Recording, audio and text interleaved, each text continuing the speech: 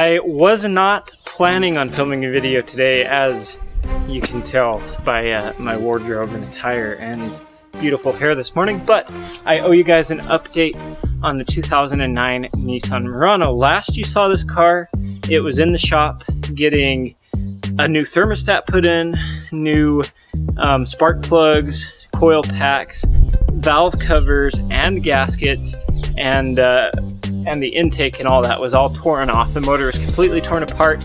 Hopefully here's a video clip just to kind of show you guys what we were doing in the last video with this car.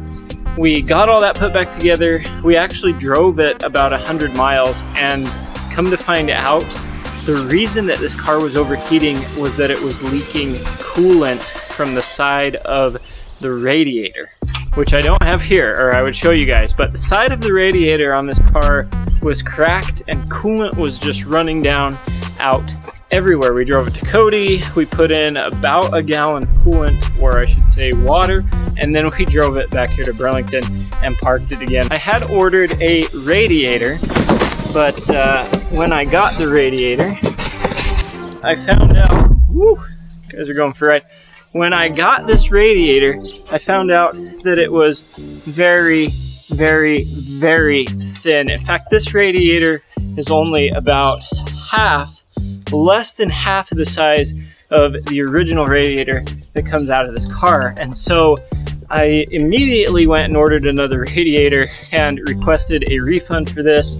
I ended up fighting the seller on the refund for a little while, but upon providing pictures of this and the OEM radiator, which this supposedly is a direct replacement for, they promptly refunded my money and told me not to worry about sending the radiator back. Now, I didn't pay for expedited shipping on the one that I bought, but I bought it because it was gonna get here quick, and then it didn't get here quick, so this car has been sitting for over a month total in all of the repairs, probably even a little longer than that, and just 2 or 3 weeks waiting on the radiator.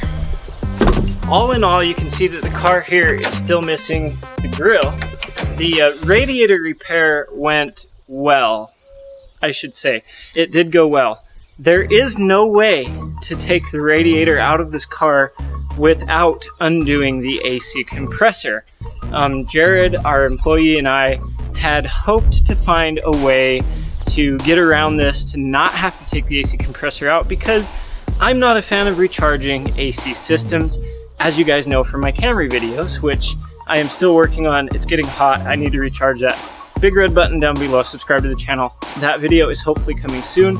I have an AC vacuum pump kit and manifold gauge set on the way, because the O'Reilly's one, it didn't work last time, and I'll explain that in that video. So subscribe, like this video, and stay tuned, because you're not going to want to miss the Camry AC system recharge video coming up, and also the recharge video on this car.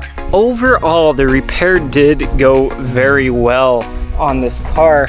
Upon putting back in the AC condenser, I broke the bolt off into this part where the hoses get clamped down nice and tight so that they don't leak or blow apart on the car. Now, that's unfortunate because that was an $80 mistake. You have to replace the whole AC condenser to be able to get that bolt out. We tried, we can't get the bolt out, and I am very willing to buy an $80 AC condenser so that we can have air conditioning in this car this summer. But before we do that, I want to try a jerry rig fix, and so instead of spending the $80, I spent $2.50 on a C-clamp that should work very much like this bolt. We'll clamp that back down nice and tight, and it should hold very well. I was going to do that in this video and get the grille back on and this car all back and buttoned up tight, nice, so that we can actually start driving it around now without air conditioning for a while. I bought an air conditioning vacuum pump kit and manifold gauge set because I have to do the AC on this car, and I still have to do it on my Camry. So if you guys are looking forward to those videos, big red buttons down below. You're not going to want to miss them. I hate recharging AC systems, but I'm going to get very good at it this summer, because I think we have 3 vehicles, maybe a 4th or 5th that we have to do it on. So stay tuned to the channel, like this video, because that really helps out as well. And back to what I was saying, I was going to button this all up, but I don't have any thread sealant.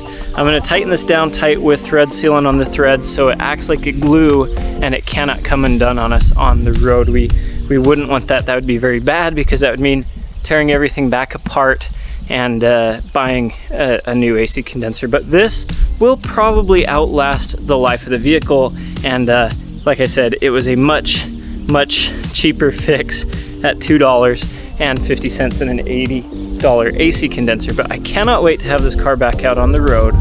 I thought that I owed you guys maybe just kind of a quick update on the vehicle as part of the series here. I haven't showed any of this repair content on the channel, which I do regret with this one, because there's not a lot of good radiator replacement videos on the internet, but I'll link a couple below to help you out on this.